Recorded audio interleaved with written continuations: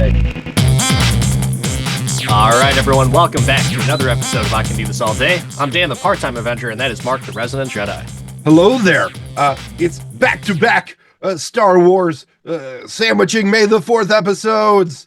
Today, we're here to talk about something new, something fresh. Last time, we talked about something that was 20 years old and back on the screen. Now, something that's fresh on the screen. We watched the first 3 episodes of Andor Season 2, and now we're going to talk about them. Disney Plus and Star Wars, they've got the definite stranglehold on everything. I don't think we'll ever see any other Star Wars show come out on anything else besides Disney Plus. We're here to talk about some Star Wars stuff. Let's talk about the origin with Andor. So I watched the first season, unlike somebody else on this podcast.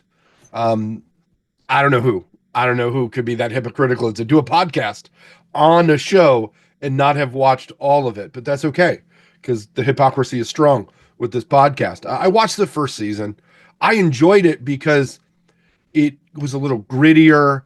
It was more kind of grown up, kind of adult, showed a lot of cool destinations, had great actors in it. Andy Serkis was in part of it. And who doesn't love Diego in all this? So I'll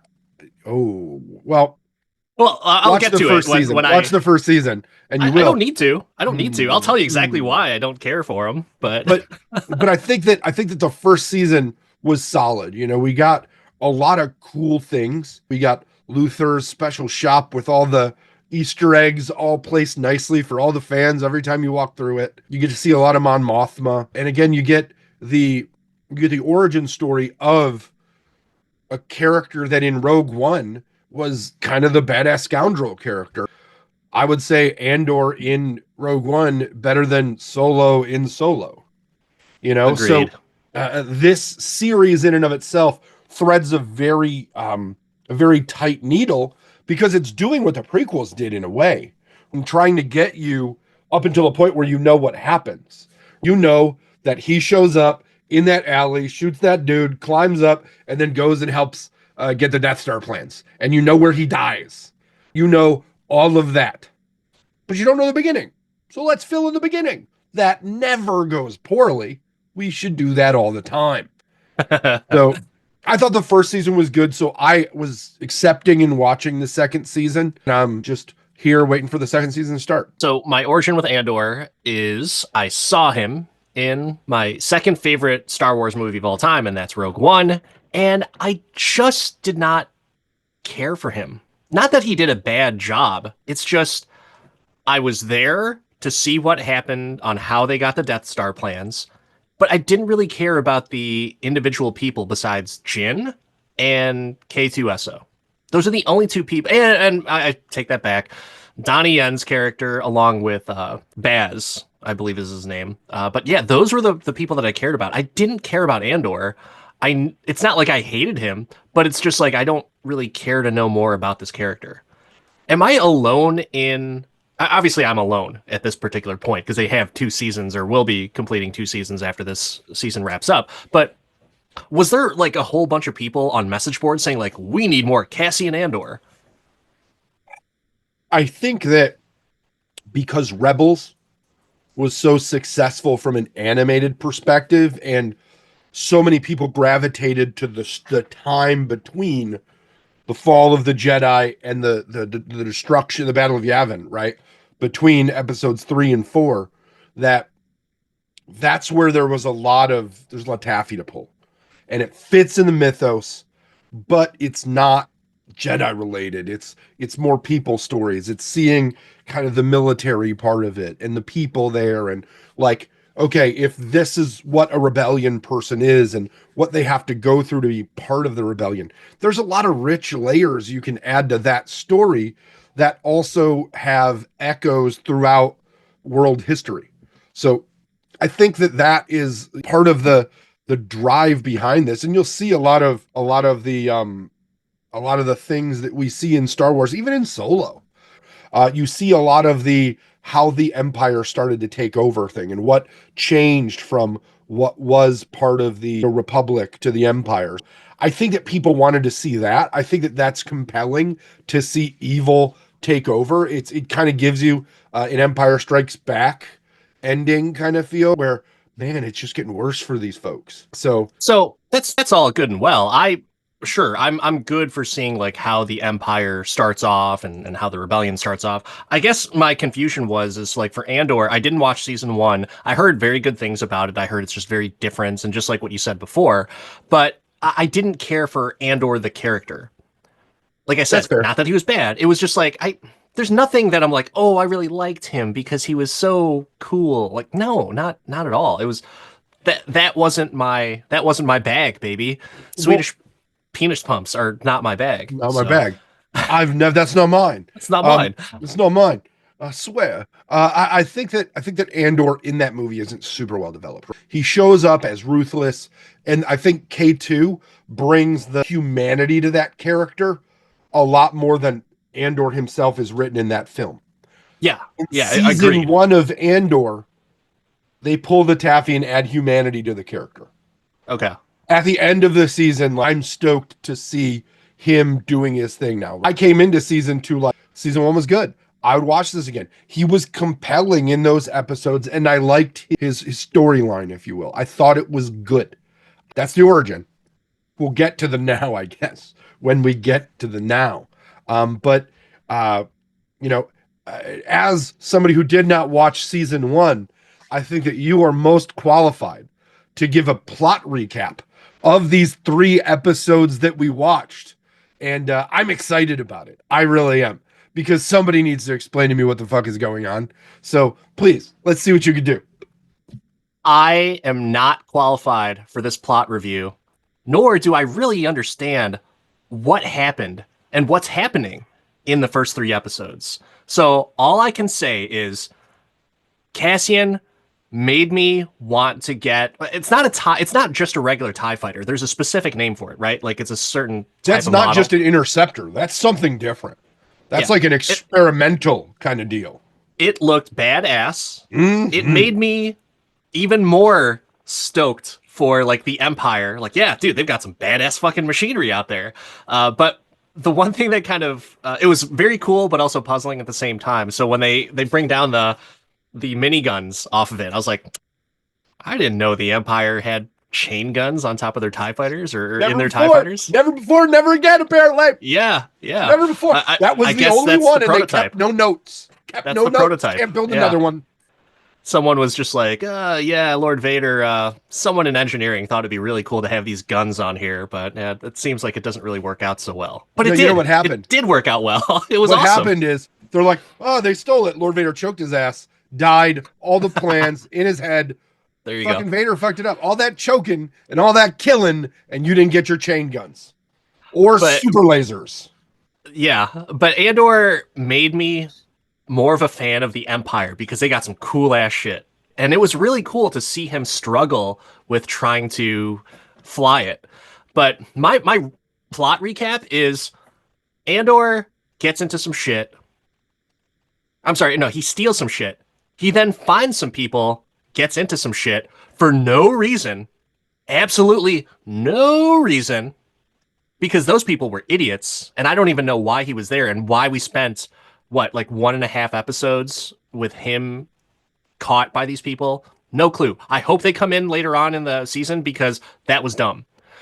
Then, because I don't know all these characters, I'm trying to really get into it, and I'm just kind of lost. But Mon Mothma, looking good, not as short-haired and red-haired as she once was, and from what I remember. So I guess in the next few years, she's going to get a dye job. But Stellan Skarsgård is also there. Can't tell if he's a good guy or a bad guy. I don't know what's going on. And I was not under the influence. I was just trying my best. I even put captions on to make sure that I was like, okay, let me pick up all these little Easter eggs or maybe just some names. I could not tell you the names of these people. Not to say it's bad, it was just very confusing for me. So that was my challenge as I was watching through this. But you want to know what I want to make sure I talk about in terms of the plot is the unnecessary, yet cool, yet completely puzzling rave at the end of episode 3. Like, that was going on forever. And they just kept on cutting back to Mon Mothma, just dancing her fucking heart out. She's high on Molly, and she's just super depressed that her daughter's getting married, and she doesn't know what the fuck's going on either. So she just starts raving and dancing and just rolling, and that's it. Dude, That's the plot. dude, I love that. I love it. And there's still plenty of meat on the bone to talk about. Two things I'll say I about bet there is. two things to say about that. The Stellan Skarsgård's character gets a lot of character development in season 1, and I think you really like him in season 1 because he's like pulling the strings behind the scene to fund and fuel the rebellion. He's a good guy. Okay, all right. So that's what I thought. He's in the gray area. He's in the gray area, which is cool.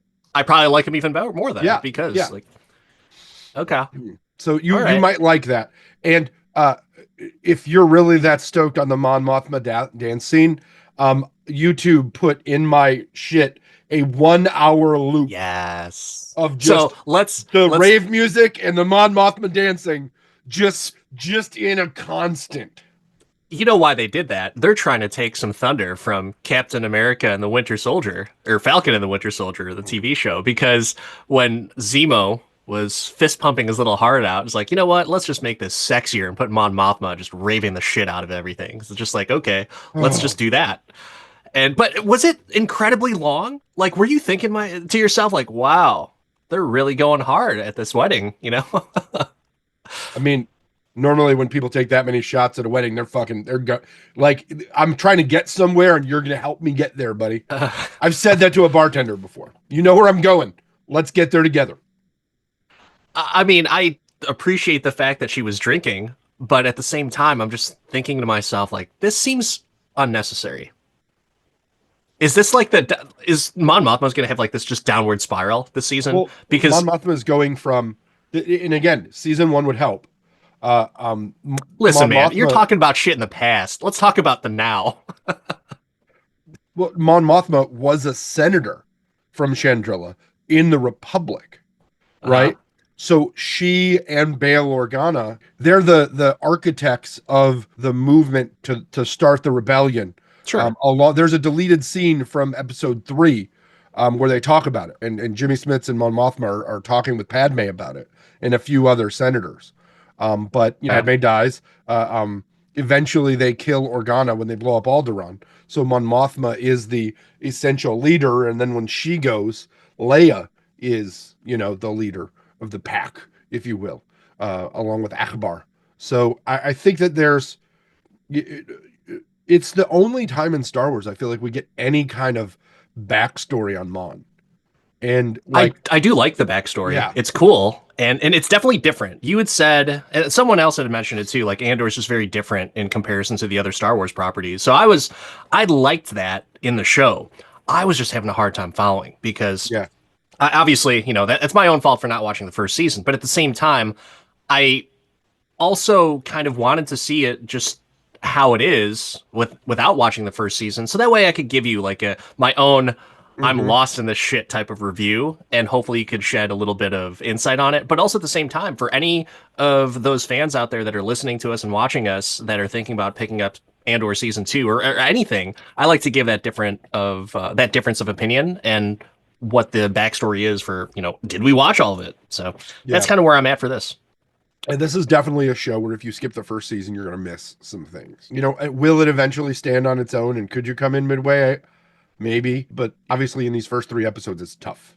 It's tough in general, in my opinion, these first 3 episodes. And I watched the first season. But I think that I want to do the thing that we do where we talk about initial critical reviews, right? Our opinions on this are going to leak out during this episode in multiple places. They may already have. But IMDb has all of these episodes very highly ranked, in my opinion, based on their scores, right? Episode 1 an 8, episode 2 a 7.6, episode 3 an 8.7. They really love that dancing. I mean, don't get me wrong. Mon Mothma looks pretty hot dancing, but I just didn't get it. I just did not understand what the fuck. Well, it's letting out the emotion. It's letting it out, knowing that the rebellion could absolutely crumble at this point because they're losing funding. They don't know what happened to Cassian, who's their top agent. They could have failed and been given up. Like, there's a lot of things there, right, that's going on. So IMDb ranks those as that. And then even Rotten Tomatoes, 96% on the tomato meter with an 80% on the popcorn meter. But I've got to say, that these feel high based on what I watched. Yes, everything was good, but the one thing that was kind of detracting for me is just the overall plot. It's almost like it's espionage just trying to follow the plot. It, Like I it's felt like it's just so lost. slow, right? The pacing, like there's a way to do spy drama. You mean not get caught by people that have no significance to the plot? I think Maybe? that he just came like they picked a bad meetup point. It seems like the rendezvous point was compromised and nobody Yeah. fucking told him. That's Um, and that's okay. That is mhm. okay. But really, they spent so much time with that ragtag group that I was thinking like, oh man, they're gonna join forces. And maybe they will down the road. But I was just thinking like, this is taking too fucking long. And why isn't Andor just doing some shit to get out of there? Or why isn't someone to go save him? Because this is so stupid. You can only hear idiots argue with each other for so long until you become an idiot. So luckily they cut it out after episode 2, and then they were able to figure out some shit in episode 3 and just have a dance party. Yeah, I don't know what they were doing with that. I think they were trying to show some kind of, unrest amongst the people and that people weren't getting support from the Empire anymore. So they're just out there hunting for their next meal and trying to steal whatever they can to do whatever. Like it's just chaos. Like that's the thing Yeah. that makes the most sense to me. But chaos could have been achieved in 20 minutes, not 2 episodes. Yes, exactly. Yeah, It was funny at first. Like, there's 15 blasters on you. Like, don't tell them how many there are. That's funny to me. And I like the fact that they're not all super smart and it's not like a brains operation type of group. But it's just became too much. I Like, agree. I agree. The pacing on that was poor. I understand that they're trying to give a representation of what a non-organized rebel force could look yeah, like, what an untrained militia looks like when they give anybody a blaster. Um, that they have no idea about strategy and they refuse to think that like they wouldn't even let Andor influence what they were doing and they just thought that no, I don't trust or nothing. I know better. yeah. It seemed like somebody in a backwoods ass place, just like, no, Paul said to do it this way. It's like you don't fucking know. You haven't studied anything. You have no idea of any kind of strategy, and you're just making it up as you go along. And oh, by the way, there's a fucking giant rhino here that's gonna stomp your shit out that you don't know is in your woods. What the fuck is wrong with you? Yeah. The rhino thing was cool because you get to see a creature, Yeah, but it's just like, what, where, why? Okay.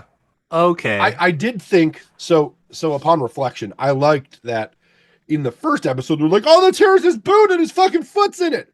We think it's the special laser from the TIE fighter that did that, Mhm. right? That blew him into oblivion. When really it was probably the fucking rhino. Um, so there's coolness there. And I think that there was a way to tell that story with a little bit more like, could that have been its own episode? As opposed to a Tarantino cutaway of all of both storylines, of 3 storylines at the same time, right? Yeah.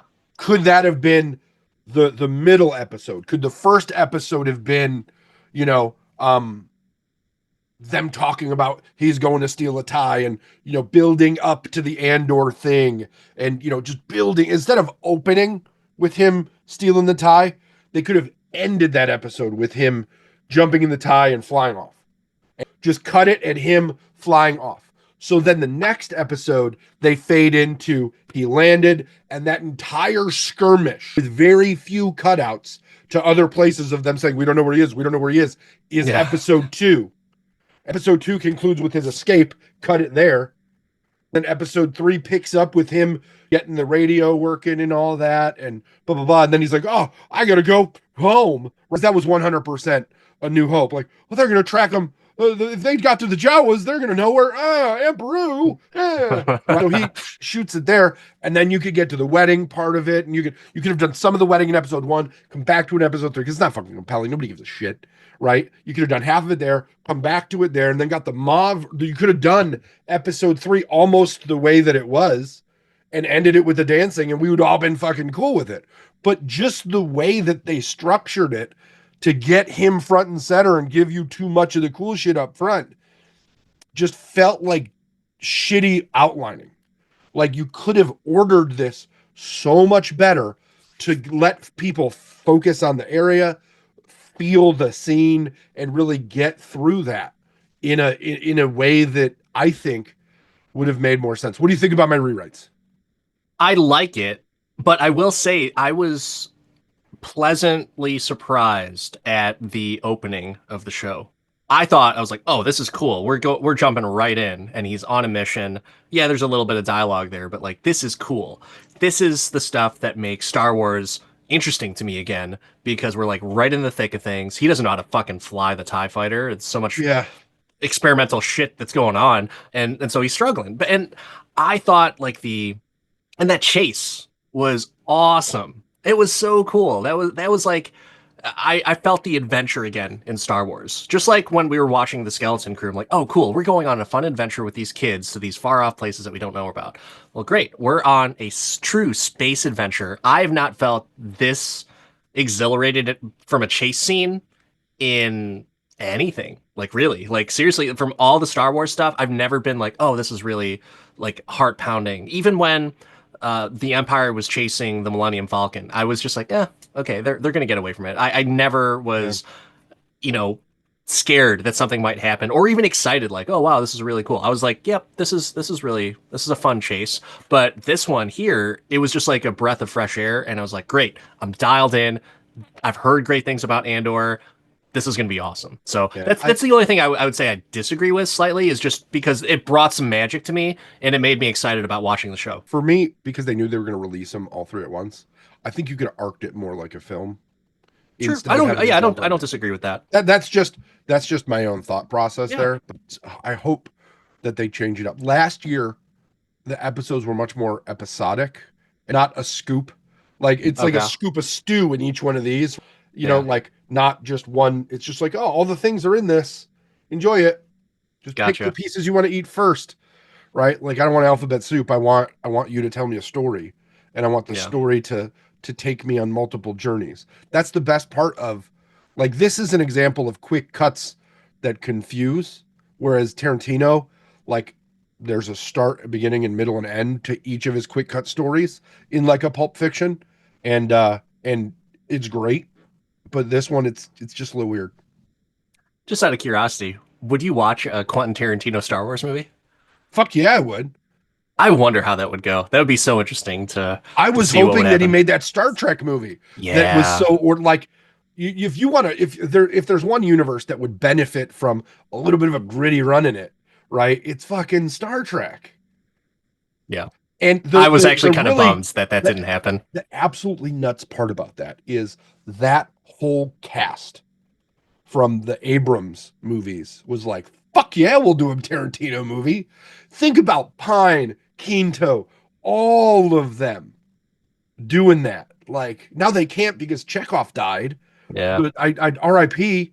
But like, man, you give Quentin those tools and let him go. Like I really, as much as Kevin has done great things, Kevin Smith has done great things. And then he just goes and plays with whatever he wants. Like, I'm going to go direct some Supergirl, or I really wish Tarantino would do some shit like that. Like, it doesn't have to be like superhero stuff or sci-fi stuff. Like, let him.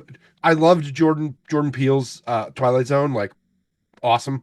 A little darker, a little gray, but like, why can't he do something like that? Bring back Tales of the Crypt and just get each one of these directors that are so good from those yeah. Miramax days and give him some work, because Harvey's never given him work again. What about like the overall political themes? So I was following along. Like I knew that there was like, okay, like we got to get the rebellion set up and everything, but we got to still play as if we're almost like rich snobs. Like we still have to pretend like we're part of this hierarchy or whatever it is that Yeah, they're trying to portray. But I don't know, your thoughts on the political themes and any takeaways from that? I think that this was done so much better in the first season. I think the political aspect of this one was more on the struggle and progress, and how Mon couldn't even drive progress on her own planet.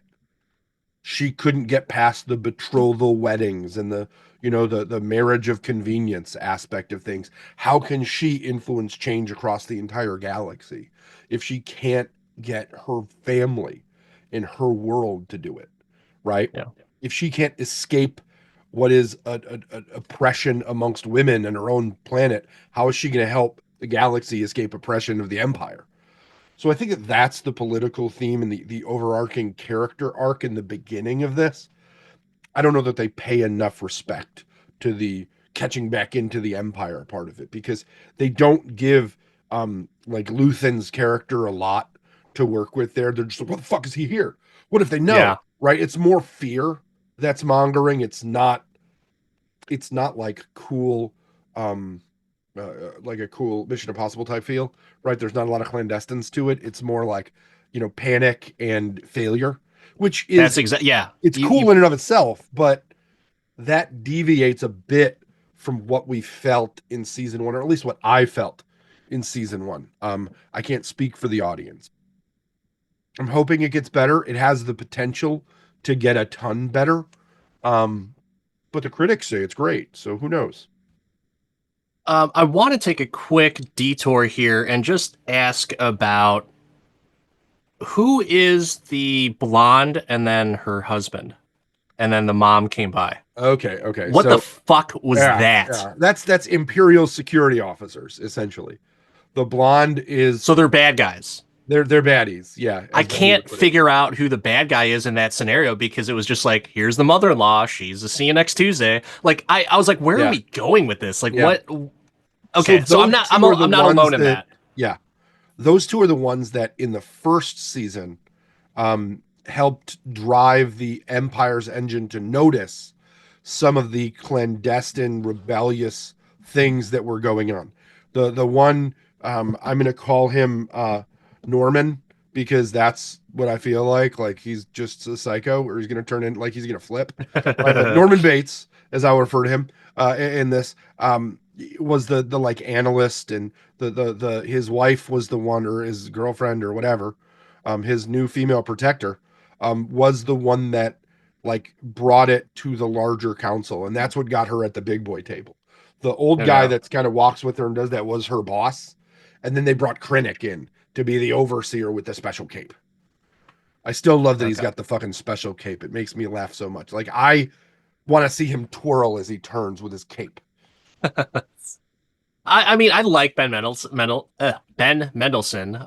So I was once again trying to follow along, but when it was like Mrs. Bouvier coming over for dinner, Marge's mom, and just like the packs of cigarettes she smoked just to get her voice like that, real method acting over years. But I was like, what is going on here? Are we just having like awkward dinner parties with the Empire? Is that what's happening right now? And are we just trying to humanize the Empire side?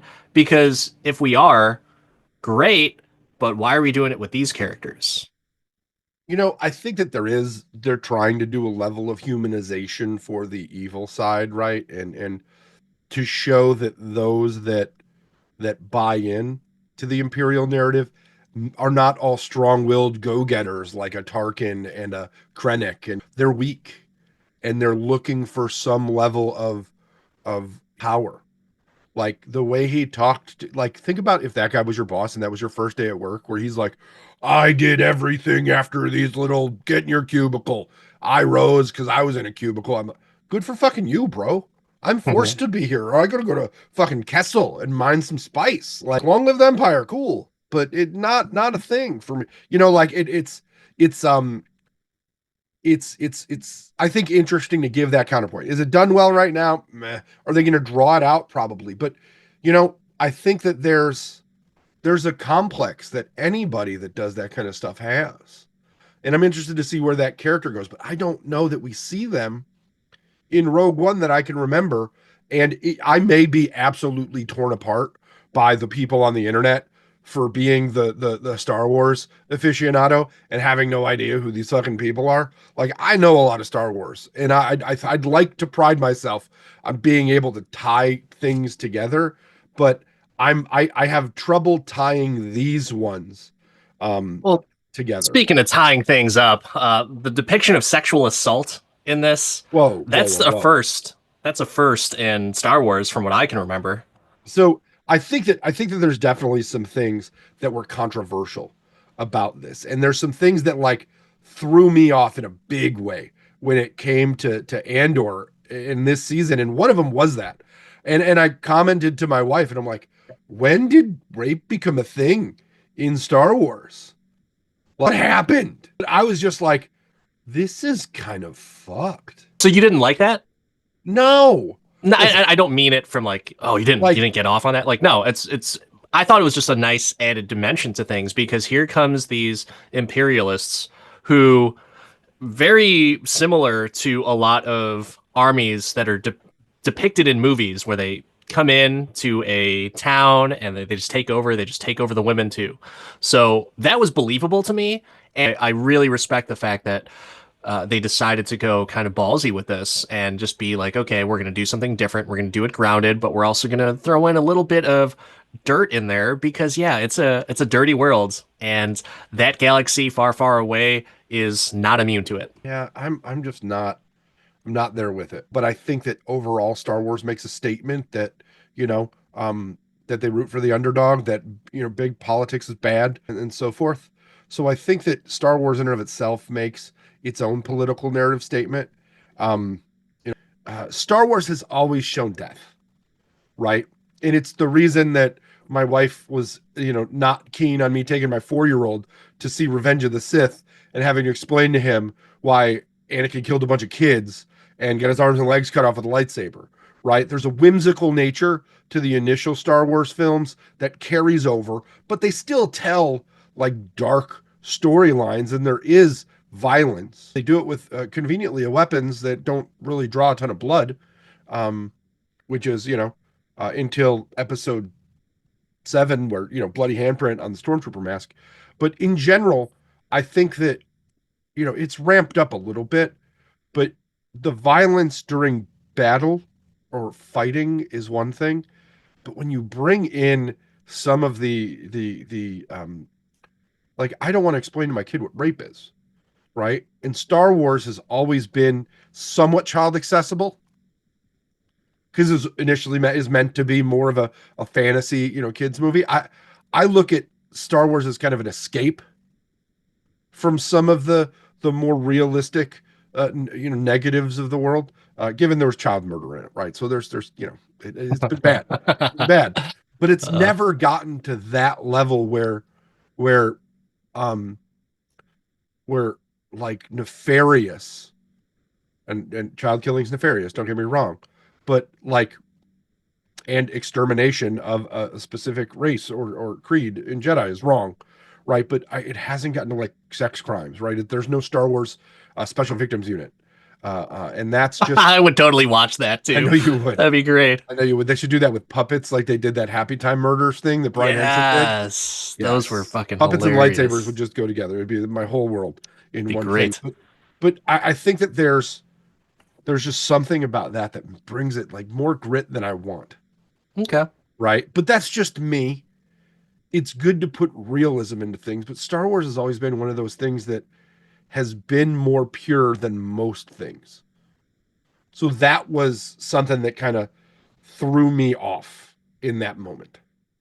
You know If what threw me off was the farming aspect. It really, really reminded me of Rebel Moon. And I think Rebel Moon actually did it a little bit better. And I hate to say that because we shit on those movies so hard. Yeah, We ran out of toilet paper. We shit on those movies so hard. there's more And coming. Isn't there? here's We're gonna have to go to Costco. and when I was watching this, I was like, oh no, this is like Rebel Moon. And I think I enjoyed Rebel Moon better during these little farming scenes. And once again, there was nothing that was tying me to these characters. I assumed that Bix is that Andor's girlfriend or whatever, or is it just a Yeah, friend? yeah. Their relationship Yep. is all Okay, explained in the first one, and got it. it was like his And girlfriend, and then and I didn't his need that. brother I was the one I that could died. see that there was like some connection, so that's fine. But it was just like I didn't know who the guy was, So I was just like, should I care about these people? Well, yeah, they need to go and, be with whoever, the rest of the rebellion, if that's who they are, or their kind, and get out of there so that way the Imperialists don't fuck with them.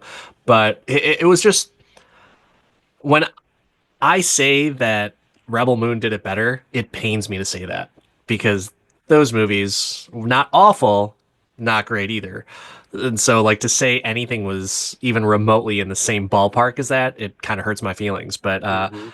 I'm okay with the versatility that they're doing throughout these first three episodes. Yes, I have my critiques, but at the same time, at least there is a change of scenery. There is a change of characters and the dynamic and how those characters are communicating on screen. But Star Wars is something that I am not getting from it. And not to say that's a bad thing. It's just different. It's hitting me different than the normal Star Wars media that I've consumed. Like Boba Fett, the Book of Boba Fett, Mandalorian, Skeleton Crew, even Tales of the Empire that we watched. That I was genuinely interested and kind of getting lost in it. I was like, okay, great, I can't wait to watch the next one. Whereas this, it was just like, I think I have to watch the next one to figure out what's going to happen.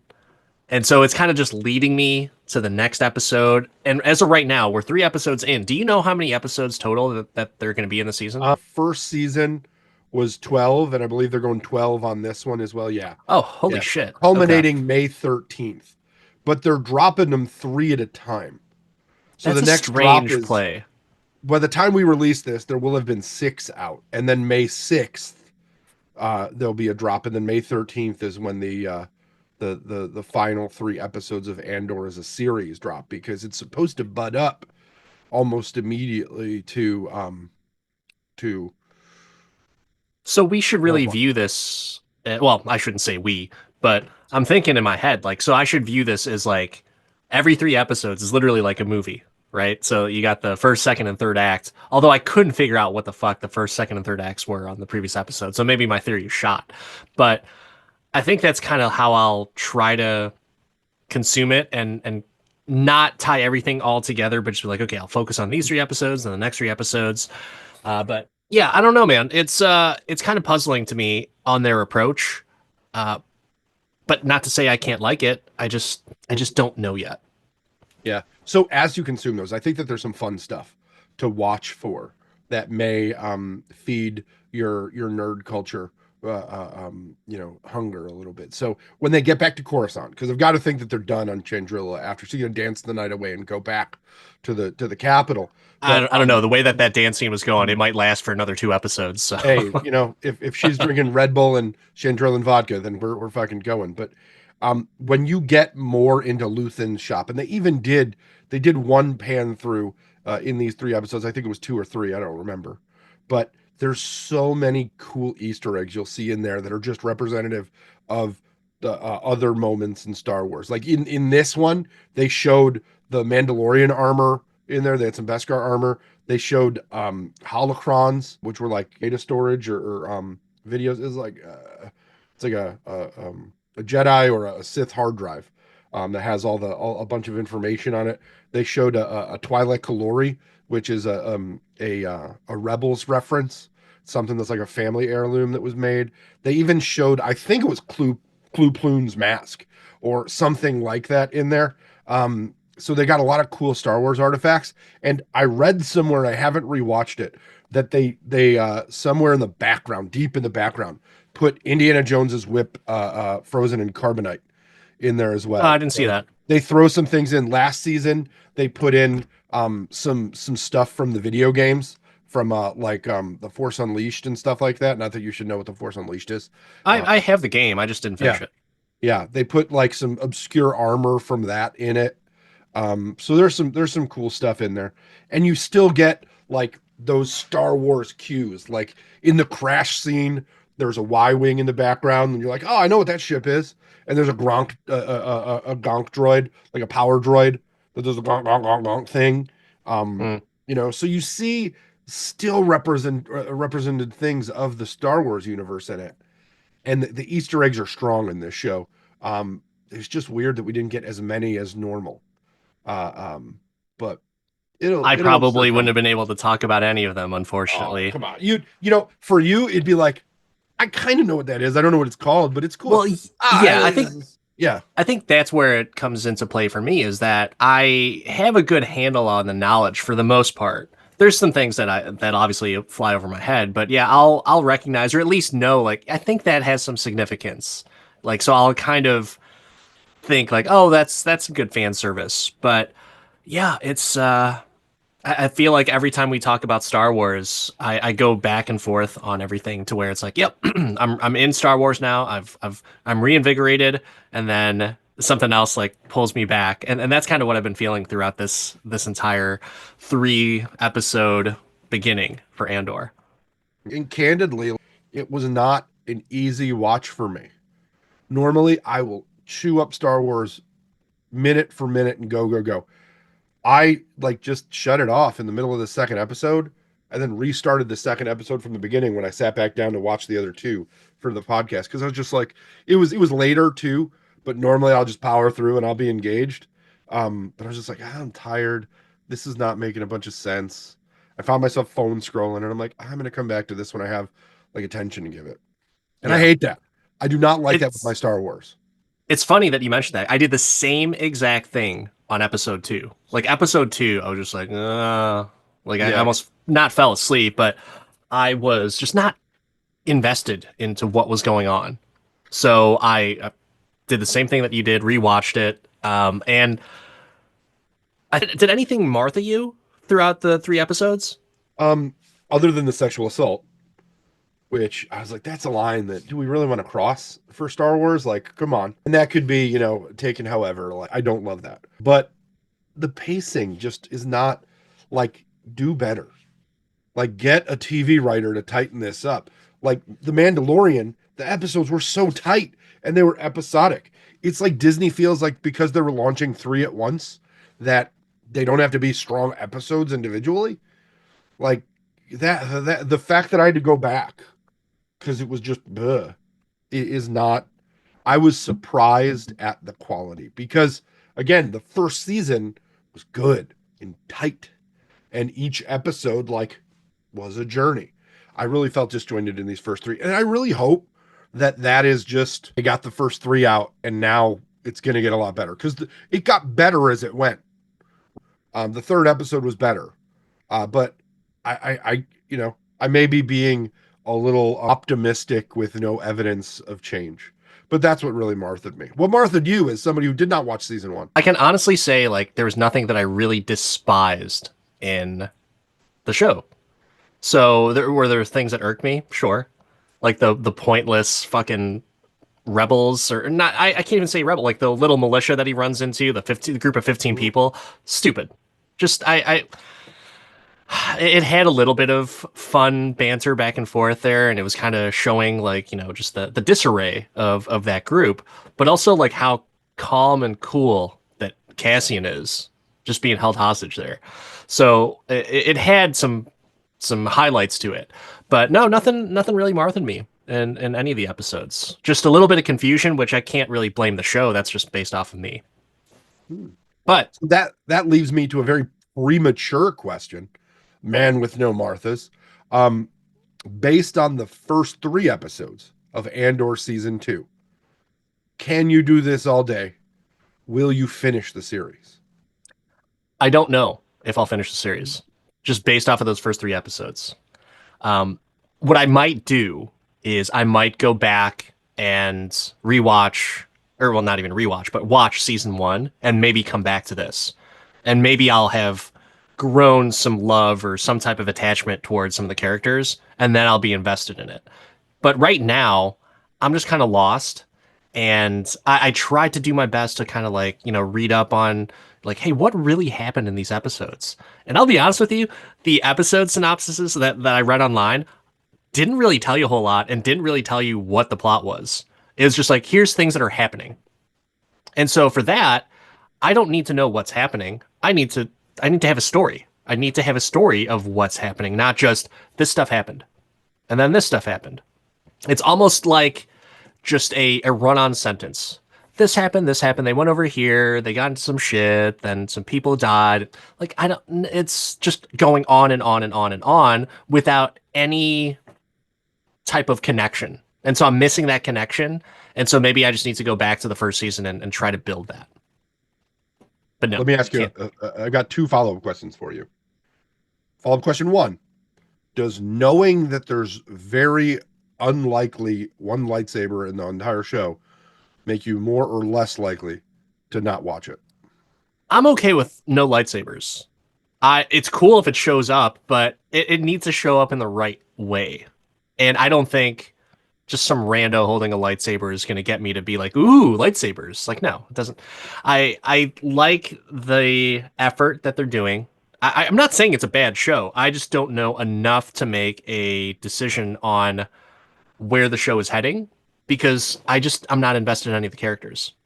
The only one that I'm somewhat invested in, just because I know the name and it's familiar, is Mon Mothma. And after seeing her dance like the free spirit that she is, I want to go down the Mon Mothma rabbit hole of like, does she just go to a dark place for a few years and that's why she's like in the rebellion? Like that's what I would like to see. I would like to see a little bit of that backstory. And like she must have been a wild bitch back in the day because she can still throw down and have a good time at a wedding. So that's kind of where I'm at right now. As of right now, Andor or the Acolyte? Acolyte. Same. Acolyte Same. for sure.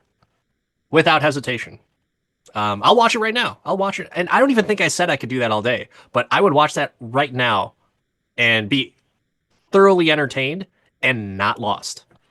That's how that's what I like about that show is I wasn't lost. I knew exactly what the fuck was happening. I had some questions, but other than that, like no, I knew where the story was going and I could follow. I just can't follow this right now. But I'm going to throw it right back to you, Resident Jedi. Knowing what you know, seeing what you've seen, seeing the fantastic dancing of Mon Mothma, can you do this all day? As much as I'd love to dance around and scream from the rooftops that this is the best Star Wars ever, I don't understand the reviews. I was not epically engaged in this so far. And as of right now, I'm gonna watch it because it's Star Wars. But I will say I am much more excited for some of the animated stuff coming May the 4th than this. And it may be a while before I finish it. I'll finish it. We all know I'll finish it. Just like, and that's what Disney knows. They'll fucking watch it. But the reason I asked you about the Acolyte is that was so much better and everybody shit on it. Like, Yeah. it was so much better and everybody shit on it. So I truly hope that episodes 4, 5, and 6 that release tomorrow as of our recording of this episode are amazing. And that by the time we release this episode, everybody's like, these guys are fucking idiots. They don't know what they're doing. But I have this sneaking suspicion that this is the back end of the Book of Boba Fett, where it's like, we need to bring in another character to really set it off and make it much better. Who would make it better for you? There's so many people that would make it better. I'd love to see Yoda. I'd love to see Obi-Wan, but we already saw an Obi-Wan show. But as you move through this, I'd love to see Wedge. I'd love to see Porkins. Give me a Porkins storyline in this, people. Make it cool. Bring in Porkins. I would rather watch that than this. Bring in Biggs. Bring in any of Rogue Squadron. Those are characters that I have a connection to. I had zero connection to Andor in Rogue One.